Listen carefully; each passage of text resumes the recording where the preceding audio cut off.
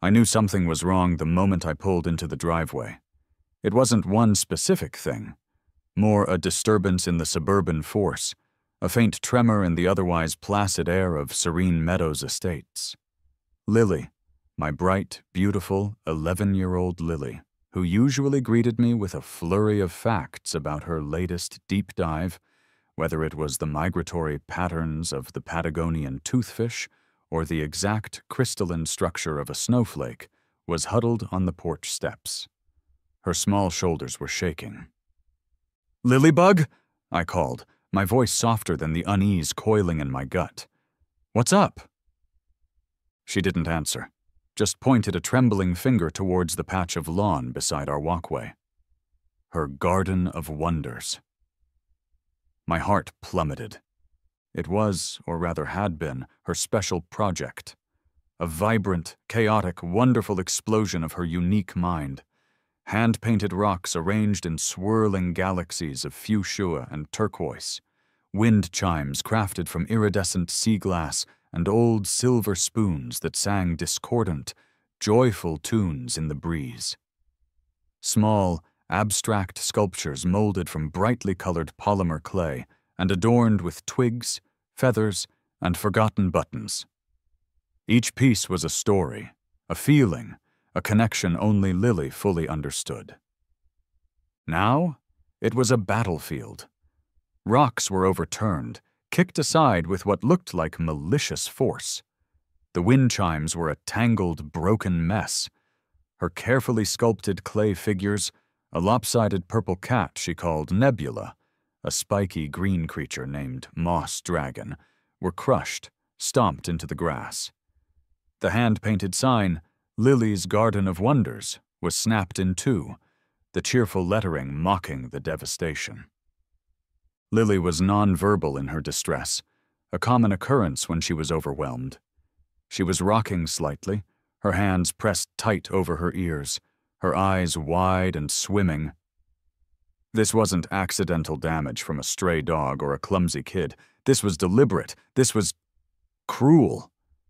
My blood went cold, then hot, a furious tide rising within me.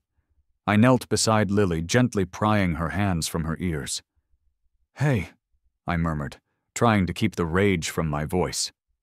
"Hey, it's okay, we'll figure this out." But even as I said it, I saw the crisp, beige, official-looking paper taped to our front door. My stomach twisted. I knew that beige.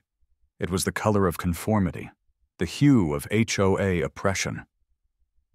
After settling a distraught Lily inside, with her noise-canceling headphones, a weighted blanket, and a documentary about deep-sea anglerfish, her current comfort obsession, I stalked to the door and ripped the notice down. "Serene Meadows Estates Homeowners Association," it declared in an offensively bland font. "Official violation notice."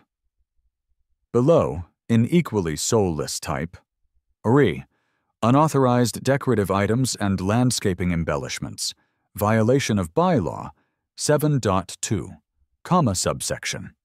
C. All front-facing yard displays, temporary or permanent, must adhere to pre-approved Serene Meadows aesthetic guidelines. See Appendix B, approved color palettes and object categories. Non-compliant items are subject to immediate removal and disposal at owner's potential expense. Signed, Carol Miller, President, HOA Beautification and Compliance Committee. Beautification and compliance. What a magnificently Orwellian pairing. Pre-approved aesthetic guidelines? Lily's art had more soul, more creativity, more sheer, unadulterated life in one painted pebble than Carol Miller and her entire beige-loving, rule-obsessed committee possessed in their collective, probably regulation-size bodies. And she, Carol Miller, had just declared war on it, on my daughter. Lily's art wasn't about making things look pretty in the way Carol Miller would understand. Appendix B probably listed gazing ball chrome medium and dwarf Alberta spruce symmetrical. Lily's art was about how she saw the world, a kaleidoscope of textures, synesthetic colors, and connections why, even as her father and, incidentally, the chief curator of the State Museum of Art, could only ever glimpse. Each piece was a conversation she was having with the universe, and Carol Miller had just hung up on her. Violently. My next stop was Carol Miller's house. It was, predictably, the beige-est house on the block, with landscaping so aggressively manicured it looked like it had been trimmed with nail scissors and a spirit level. Carol herself answered the door, a woman whose posture suggested her spine had been replaced with a yardstick, and whose permed, iron-gray hair looked like it could withstand a Category 5 hurricane. She held a clipboard like a shield. A look of pursed-lipped, preemptive triumph was already etched on her face. "Carol," I began, keeping my voice level with a monumental effort. "We need to talk about Lily's art display and this notice." I held up the beige harbinger of doom. "Mr. Thompson." She didn't even feign surprise. "Yes, a regrettable necessity, I assure you. Those items," she said the word items, as if referring to a pile of hazardous waste, "were in clear violation of multiple covenants. This isn't an art fair, Mr. Thompson. It's a residential community. We have standards to maintain. For property values." Standards? The word nearly choked me. "Carol, that was my daughter's creative expression. She's autistic. That display meant the world to her. You, or whoever you sent, didn't just remove it. You destroyed it." Carol's eyes, small and hard as ball bearings, didn't flicker. "The bylaws are quite clear regarding unstructured personal projects, Mr. Thompson, and the disposal of non-compliant items is sometimes vigorous. Perhaps a nice regulation flower bed would be more appropriate for your daughter's energies. We have a list of approved perennials, mostly hostas. Very calming." I tried to explain, again, the therapeutic importance of Lily's art, how it was her way of processing the world, of finding her voice. Carol dismissed it with a platitude that made my teeth grind. "All children need boundaries, Mr. Thompson, and frankly, some of those assemblages were becoming rather an eyesore, not in keeping with the serene meadows aesthetic." I left before I said something that would get me a violation notice, probably for excessive decibels of parental outrage. My next few calls were to neighbors. Dave, from across the street, a perpetually harassed-looking accountant, had once received a violation notice because his welcome mat, which featured a cartoon cat, was deemed excessively whimsical. Mrs. Henderson, no relation, a sweet elderly lady, had been sternly warned that her bird bath, a classic concrete model, was attracting undesirable avian elements, specifically grackles, which are not on the Serene Meadows approved bird list. They were sympathetic. They offered hushed condolences and tales of their own battles with Carol's reign of beige. But active support? They looked at me like I'd suggested we storm the Bastille, armed with slightly too colorful garden gnomes. "Carol's got the HOA bylaws memorized like the Bible, Mark," Dave had whispered, glancing nervously towards Carol's house as if she had surveillance drones disguised as robins. "And she wields that clipboard like Moses with the tablets. Good luck, man, but I'm keeping my whimsy to a minimum." A formal appeal to the HOA board was a farce. The board, it turned out, consisted of Carol, a woman named Barb, who seemed to communicate exclusively through disapproving sighs, and a man named Gary, who just looked terrified all the time. My appeal was taken under advisement, which I correctly translated as shredded and used as hamster bedding for Carol's prize-winning regulation beige hamster, probably named Standard. That evening, I sat in my study. Lily's broken art pieces carefully laid out on my desk like excavated relics from a lost civilization. My eyes, the eyes of a museum curator accustomed to evaluating the provenance and significance of priceless works, saw not just broken toys, but desecrated artifacts. And then it hit me. An idea so audacious, so unconventional, so utterly unserene meadows. It made me grin. Carol Miller didn't understand art. She understood rules, appearances, and, I suspected, the terror of public ridicule when cloaked in unimpeachable authority. Maybe it was time to give Serene Meadows a lesson in art appreciation, my way. The next day, at the State Museum, I was overseeing the installation of a new, challenging exhibit of avant-garde sculpture. One particularly contentious piece was by a notorious art world provocateur named Cyrus Rex, and it consisted of 3 dented filing cabinets, a mannequin leg wearing a fishnet stocking, and a slowly dripping faucet, all entitled Bureaucratic Torpor and the Illusion of Progress. A wealthy, bewildered museum patron, Mrs. Penelope Albright, who had endowed the North Wing, was eyeing it with the expression one might reserve for a particularly gruesome traffic accident. "But Mark, darling," she trilled, her diamond bracelets clanking like wind chimes, probably non-regulation ones. It's junk. My gardener hauls away better-looking stuff than this from the back alley." I smiled patiently. "Ah, but Mrs. Albright, it's about the curation, the context. The artist is forcing us to re-examine our perception of value, of beauty in the discarded, the overlooked. It's a dialogue with..." And as I said curation and context, the idea that had sparked the night before ignited into a full-blown inferno of malicious art-fueled glee. Carol dismissed Lily's art as clutter because it lacked the context Carol understood. I needed to give it context, a spectacular, undeniable, and utterly baffling context. My first call was to Dr. Alistair Finch. Alistair was a renowned and highly eccentric art critic with a PhD in post-structuralist semiotics and a wardrobe that looked like it had been assembled during a particularly flamboyant jumble sale. He also owed me for authenticating that dubious, lost Rembrandt his cousin had tried to sell him. "Alistair, my dear friend," I began, "how do you feel about a suburban art intervention? We're talking raw, unadulterated outsider art, brutally suppressed by the stultifying forces of bourgeois conformity. It's a socio-aesthetic statement piece waiting to happen." There was a pause. Then Alistair's reedy voice crackled. "Suburban repression, you say? Marvelous. Positively dripping with Foucaultian implications. Count me in, Mark. My tweed jacket and I are at your service." Next, Izzy Rossi. Izzy was a sculptor whose preferred medium was welded scrap metal, barbed wire, and existential angst. She was also fiercely loyal after I'd championed her early work for a museum grant. "Izzy," I said, "remember that Urban Debris as social commentary series you did?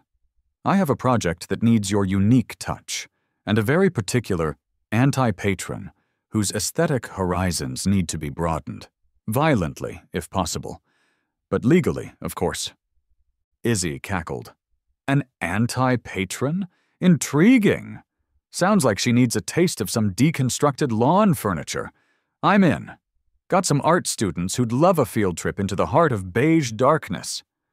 My final key call was to Marcus Thorne, the museum's chief lighting designer, a man who could make a brick look like a holy relic with a few strategically placed LEDs. "Marcus, I need to light a small outdoor collection. Think less garden path, more MoMA retrospective under the stars. And it needs to be subtle, yet impactful." Marcus, a man of few words but many lumens, just said, "Send me the specs and the narrative."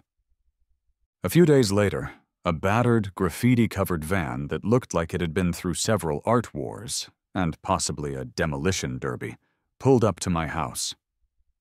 Out climbed Izzy, looking magnificent in paint-splattered overalls and steel-toed boots, followed by two equally bohemian art students who looked like they'd be more at home in a Berlin warehouse rave than a suburban cul-de-sac. They were posing as Artistic Garden Concepts, LLC. We dig your vision. Carol Miller, naturally, materialized on her porch, clipboard already in a firing position. Her eyes narrowed as Izzy and her crew started unloading peculiar tools and what looked suspiciously like salvaged metal.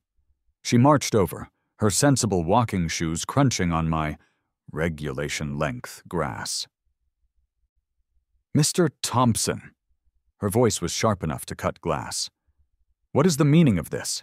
Any significant landscaping changes require prior HOA approval submitted in triplicate with a soil sample and a notarized statement of aesthetic intent. And those individuals, they don't look like any landscapers I've ever encountered." I adopted my most serene curator at a gala smile. "Good morning, Carol. Just a little revitalization project for the front yard. Artistic Garden Concepts comes highly recommended for their avant-garde topiary and site-specific installations. We're aiming for something very minimalist, very regulation, of course." I paused, then added with a thoughtful air, with perhaps a subtle commentary on suburban ennui, expressed through the medium of strategically pruned shrubbery and found objects. Izzy, who had a wicked sense of humor, hefted a particularly gnarled piece of driftwood. "Yeah, lady," she said, her voice gravelly. "We do interpretive weeding, and sometimes the weeds fight back. Metaphorically speaking, of course." Carol looked from Izzy's combat boots to the driftwood, then to my beatific smile. Her mouth opened, then closed. Terms like avant-garde topiary and interpretive weeding were clearly not in Appendix B. Utterly baffled, but momentarily disarmed by the official-sounding, if nonsensical art speak, she retreated to her porch, though her suspicious, hawk-like gaze remained fixed on us. The game, as they say in the art world when a particularly audacious forgery is revealed, was afoot. Operation Artstorm commenced under the guise of creative landscaping. The first order of business was triage. Lily, bless her resilient heart, had carefully collected the broken pieces of her garden of wonders. With the reverence normally reserved for ancient pottery shards, Izzy and her students, guided by Lily's whispered instructions, "Nebula's ear goes here, it's where she hears the star songs," began the delicate work of repair. They used museum-quality archival glue, tiny conservation tools, and an almost comical level of seriousness. Then, the transformation. Each of Lily's mended treasures was not just replaced, but elevated. Marcus, the lighting maestro, had delivered a box of discrete, solar-powered LED spotlights and miniature uplighters. Izzy had fabricated small, elegant metal stands and minimalist plinths from weathered wood. Lily's collection of sparkly painted rocks, painstakingly reassembled where Carol's minions had scattered them, was now arranged on a tiered, subtly lit pedestal. Beside it, on a sleek, museum-style label stake, read the inscription, "Cosmic Debris, a metaphysical exploration of childhood resilience and applied glitter. Lily Thompson, by 2013. Mixed media on found geological substrate. Post-vandalism reconstruction." Her lopsided clay bird, Kevin, once dismissed as a lump, was now spotlit from below, casting an imposing shadow. Its label, "Avian Yearning, Kevin's Dream, an unflinching gaze into the liminal space between flight and form. Lily Thompson, Fired Clay, Unconventional Glaze, Existential Longing." Her wind chimes, restrung by Izzy with artfully tarnished copper wire and hung from a new, organically shaped driftwood branch, became Suburban Sonnets, an acoustic dialogue with found materials, inclement weather, and the ineffable sadness of Bylaw 7.2. Lily Thompson. Repurposed glass, metal, bureaucratic interference. The exhibit, as I was now calling it in my head, began to expand. Izzy, with a mischievous glint in her eye, contributed a few of her own smaller, challenging pieces. A sculpture made entirely of rusty gears, antique doll heads, and a single, blinking bicycle reflector was placed near our mailbox. Its label? Industrial Dreams, Suburban Screams, a post-capitalist critique of postal delivery systems. Another piece, a canvas Izzy had painted a perfect, unblemished square of Serene Meadows approved beige #4, was propped against a tree. Ode to Conformity. The Void Stares Back. A study in ennui and latex emulsion. The entire front yard, by nightfall, had been transformed into a high-concept, meticulously curated, and gloriously unhinged outdoor art gallery. Professional-looking velvet ropes, borrowed from a museum exhibit on crowd control through history, created a designated viewing path.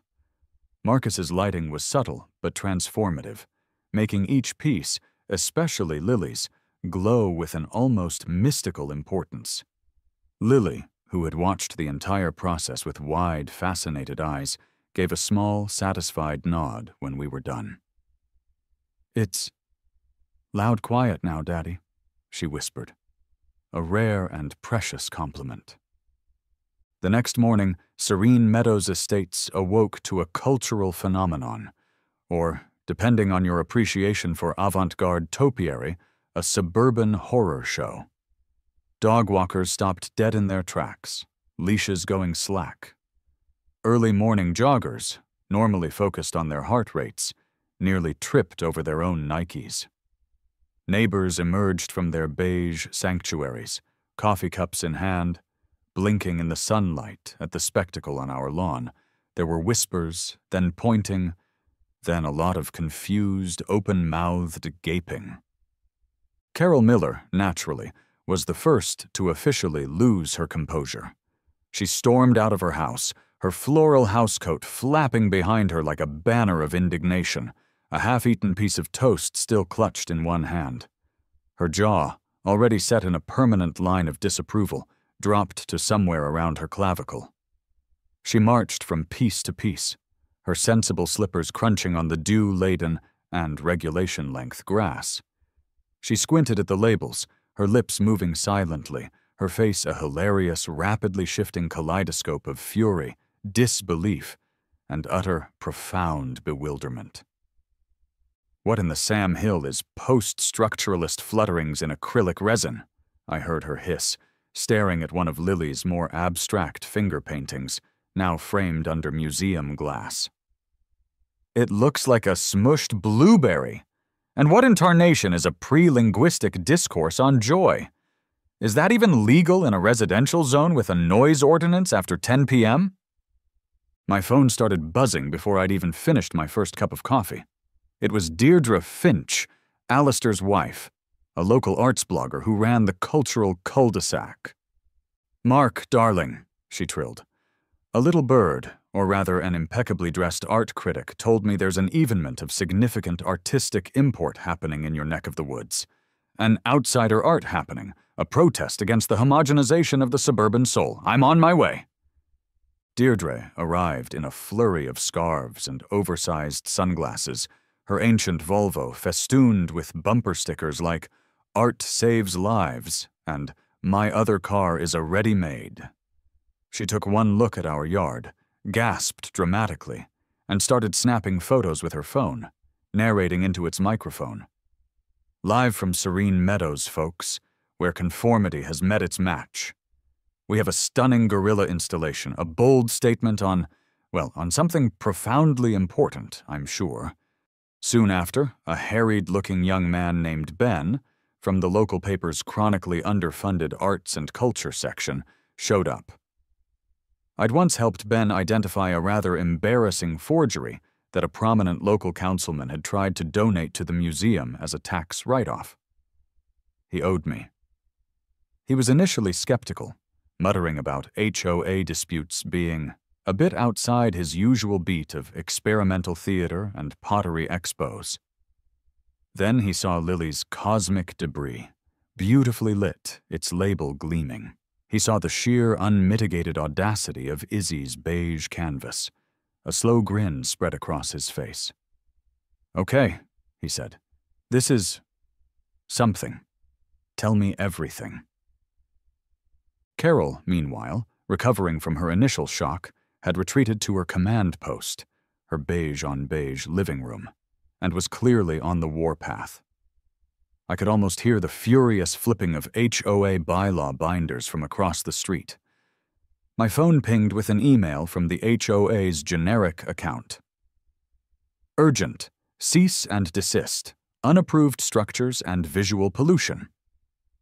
Attached were scanned copies of at least 17 different bylaws, highlighted in angry yellow. She then evidently moved on to higher authorities. The city zoning department, I later learned, received an impassioned call from a concerned citizen about unstable and potentially hazardous assemblages of dubious artistic merit. The sanitation department was alerted to an egregious outbreak of artistic littering, possibly constituting a public health risk. She even, according to a sympathetic mole I had in the local dog warden's office, called animal control to report that Izzy's Industrial Dreams Suburban Screams sculpture might frighten squirrels unduly and disrupt their natural nut-gathering patterns. I, calm and collected, was ready for her. My secret weapon, permit hash 734B from the Anytown City Arts and Cultural Affairs Department, for a temporary educational public art installation. Celebrating local emerging talent and fostering community dialogue was laminated and prominently displayed on a tasteful little easel near the velvet ropes. The museum's legal team had had a field day drafting it, peppering it with so much impenetrable, bureaucratic art speak that it was practically a work of conceptual art itself. The inevitable flashing lights arrived mid-morning. 2 police officers, Miller, no relation to Carol, thankfully, and Rodriguez, pulled up, looking thoroughly unimpressed to be dragged into what was clearly shaping up to be an epic HOA squabble on a sunny Saturday. Carol, who had evidently been watching for them, practically sprinted across her lawn, her clipboard held aloft like a battle standard. "Officers! Thank heavens you're here!" she exclaimed, gesturing wildly at my yard. "This man," pointing an accusing finger at me as I strolled out, coffee cup in hand, "is creating a public nuisance. He's running an illegal art gallery. It's visual blight. It's un-American." This last was a new, interesting accusation. Officer Miller, a weary-looking veteran with a face that had seen too many neighborhood disputes, sighed. "So, ma'am," he said to Carol, his voice a study in forced patience, "you're saying this, he squinted at Izzy's beige canvas. Art is a public nuisance?" "It's an eyesore!" Carol shrieked, her voice cracking. "It's lowering property values. He's got twisted metal and splotches and interpretive statements everywhere. It's not serene. This is Serene Meadows, not some bohemian rhapsody." I smiled pleasantly. "Officers, Mark Thompson. It's a temporary exhibition designed to foster community appreciation for diverse artistic expression and to showcase the remarkable talent of my daughter, Lily." I gestured to the prominently displayed, laminated permit. "We have all the necessary permissions from the city." Officer Rodriguez, younger and with a hint of a smirk playing on his lips, took the permit and read it, his eyebrows climbing higher with each paragraph of convoluted art bureaucraties. He looked from the permit to Lily's cosmic debris, then to Izzy's Industrial Dreams. "Well," he said, handing the permit back, "it's definitely diverse, and it seems to be permitted, and, ma'am," to Carol, "as long as he's not blocking the sidewalk, creating an actual safety hazard, or You know, sacrificing goats to the art gods. And he has this cultural enrichment initiative permit. There's not a whole lot we can do from a law enforcement perspective. It's art, I guess? He shrugged, a universe of suburban weirdness contained in that simple gesture. The officers, after a few more minutes of Carol's sputtering and my calm reassurances that no goats would be harmed in the making of this art, departed, advising Carol to resolve any further aesthetic disagreements through established HOA channels. Which, of course, was me. Carol was left fuming on the curb, her face a shade of puce that was definitely not in Appendix B, her authority publicly, hilariously undermined. The arts blogger was live-streaming the whole exchange. Ben from the paper was scribbling furiously in his notepad. The masterstroke, however, was yet to come. That afternoon, a vintage Jaguar, the color of aged parchment, crunched to a halt in front of my house. Out stepped Dr. Alistair Finch, resplendent in a tweed jacket that had seen better decades, spectacles perched precariously on his nose, a paisley cravat askew, and a leather-bound notebook clutched in one hand. He looked every inch the distinguished visiting art critic. Carol, who had retreated to her porch to glower, sat up a little straighter. This looked official. Alistair made a great theatrical show of examining each piece, especially Lily's, occasionally whipping out a comically oversized magnifying glass. He'd circle an item, peer at it from different angles, stroke his chin thoughtfully, and make pronouncements in a booming voice clearly intended to carry across the lawns. "Fascinating," he declared, squinting at Lily's avian yearning, Kevin's dream. "The raw, untamed genius, the purity of vision. There's a palpable tension here, a poignant dialogue between the terrestrial and the aspirational. It channels the primal energy of early Brancusi, yet with a vulnerability, a childlike candor that is utterly, refreshingly her own." He then moved to Izzy's beige canvas. "Ah, and this. Ode to Conformity, a searing indictment, the sheer, unadulterated beigeness of it all. It's a mirror held up to the suffocating homogeneity of the suburban psyche, magnificent in its bleakness. Carol, I could see, was starting to look a little green around the gills. This was clearly not the kind of art appreciation she was used to. Then, the grand finale of Act 2. A sleek, black, unmarked van, it actually belonged to the museum's catering department. But no one needed to know that. Pulled silently to the curb. Out stepped two individuals in crisp white shirts, black trousers, and pristine white cotton gloves. These were Amelia and George, from the museum's conservation and acquisitions departments, respectively, both accomplished amateur actors and dear friends who had leapt at the chance to participate in what Amelia called the most brilliantly subversive piece of performance art I've encountered since that guy tried to marry a badger. I cleared my throat, addressing the now considerable crowd of curious neighbors, the arts blogger, still live streaming, Ben from the paper, and a visibly agitated Carol. "Ladies and gentlemen, residents of Serene Meadows," I began, my voice imbued with a solemnity usually reserved for unveiling a newly acquired masterpiece. "Due to the extraordinary, emerging talent displayed here today, and following a rigorous, if swift, curatorial review by esteemed experts such as Dr. Finch," Alistair preened, "I am beyond thrilled to announce that the State Museum of Art is acquiring a signature piece by the astonishingly gifted young artist Lily Thompson for its new Young Artists Discovery Pavilion." There were gasps, actual gasps. Amelia and George, with the grave reverence of priests handling sacred relics, advanced towards Lily's avian yearning. They carefully, oh so carefully, lifted Kevin the lumpy bird from his plinth, placed him on a plush velvet cushion, borrowed from the display case of the museum's medieval jewelry collection, and transported him with painstaking slowness to the waiting, ostensibly climate-controlled van.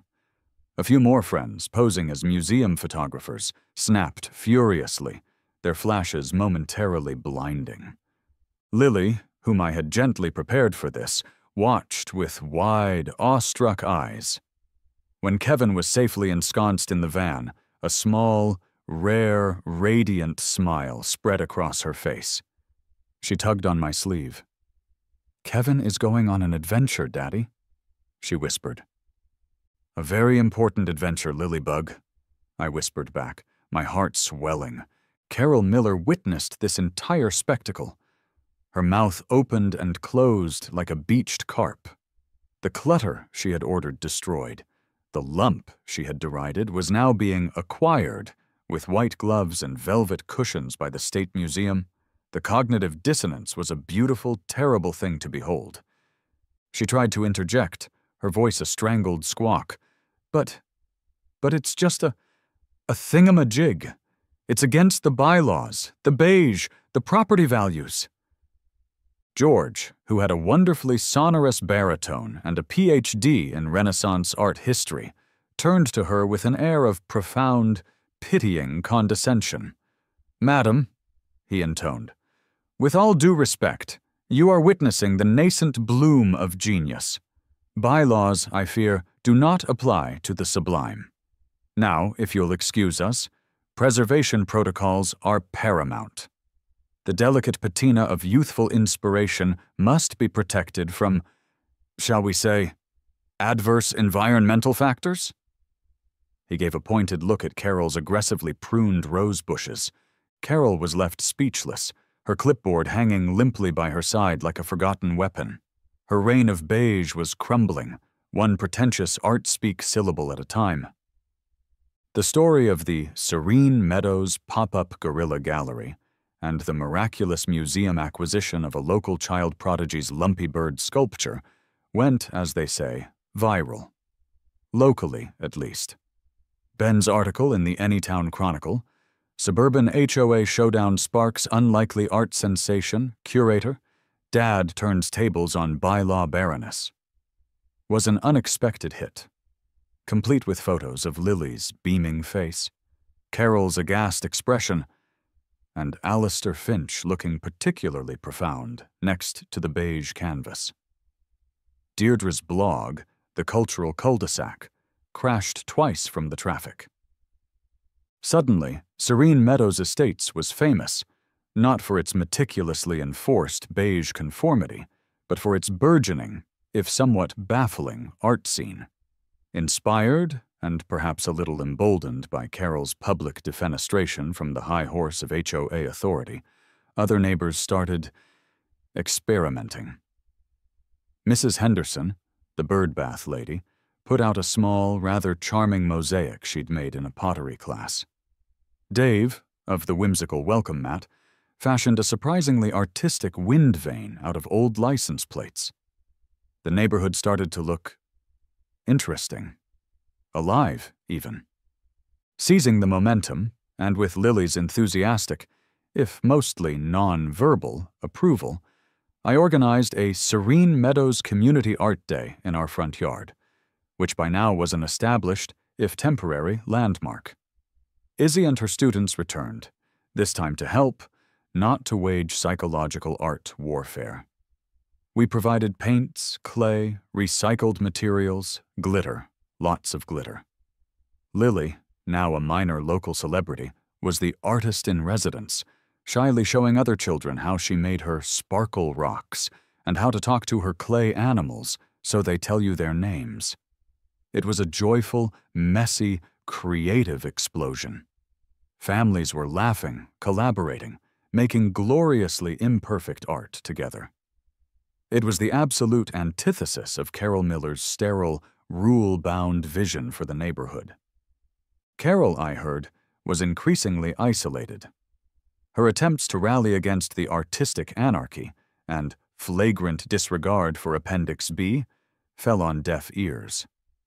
Even Barb and Gary, Her former staunchest allies on the HOA board were now mumbling about community engagement, positive PR, and maybe we should reconsider the official stance on non-primary colors.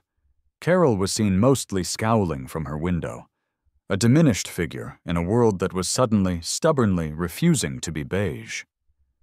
True to my word, or at least the spirit of it, I used my actual curatorial influence. The State Museum, after a bit of gentle persuasion and the promise of excellent local press, agreed to host a small, charming temporary exhibition in its sunny atrium, a space often used for children's workshops and community outreach. It was titled A Child's Vision, Art from Our Community's Youngest Creators. Lily's avian yearning, Kevin's dream, professionally mounted and lit by Marcus Thorne himself, was naturally the centerpiece. Several other pieces from local school children, inspired by the Serene Meadows Art Day, were also included. The opening reception was a surprisingly grand affair. The mayor, who loved a feel-good art story, especially one involving cute kids and a vanquished neighborhood tyrant, the subtext was clear, even if unstated, made an appearance. Museum patrons, local press, and a large, enthusiastic contingent from Serene Meadows Estates filled the atrium. Lily, wearing a new dress the color of her favorite Star Song blue, was nervous but undeniably proud.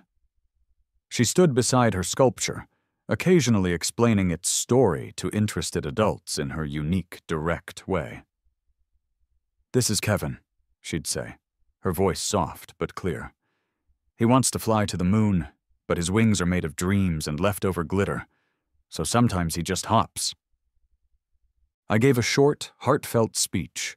I didn't mention Carol or the HOA dispute directly. Instead, I talked about the vital importance of nurturing creativity in all children, especially those who perceive the world through a different lens. I spoke of art as a universal language, a bridge for understanding, a way to celebrate the myriad wonderful ways of being human. I subtly, but pointedly, highlighted how easily such unique visions can be dismissed, devalued, or even destroyed by ignorance, fear of the unfamiliar, and a rigid adherence to arbitrary norms. "Every child is an artist," I concluded, paraphrasing Picasso. "The problem is how to remain an artist once we grow up, or when we encounter those who've forgotten what it means to see with fresh eyes." The applause was warm and genuine. Carol Miller attended the museum reception. I'd made sure she received a personal, gilt-edged invitation.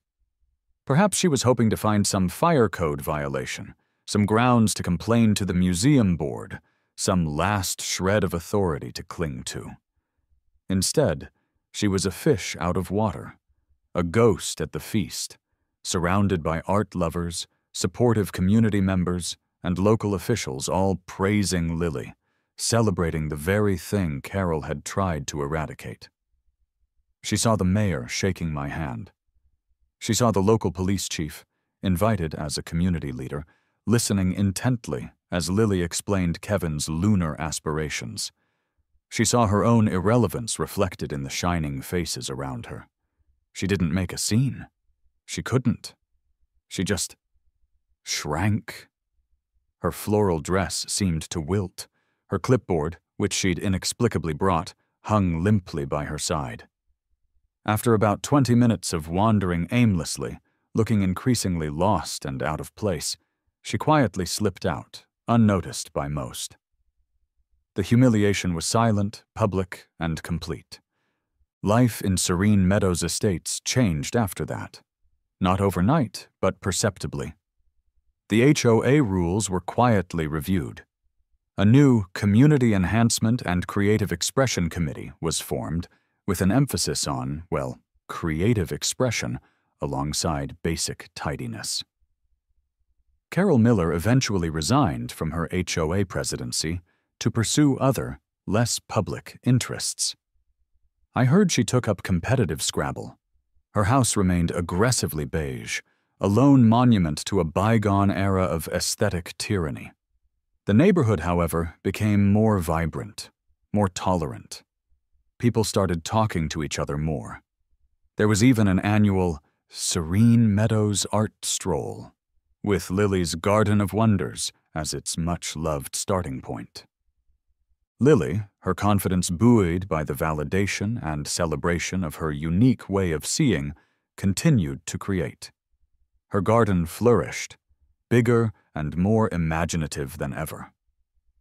Neighbors would often leave interesting found objects on our porch, a strangely shaped piece of driftwood, a handful of iridescent beetle wings, a vintage porcelain doll's eye, with little notes for Lily's art.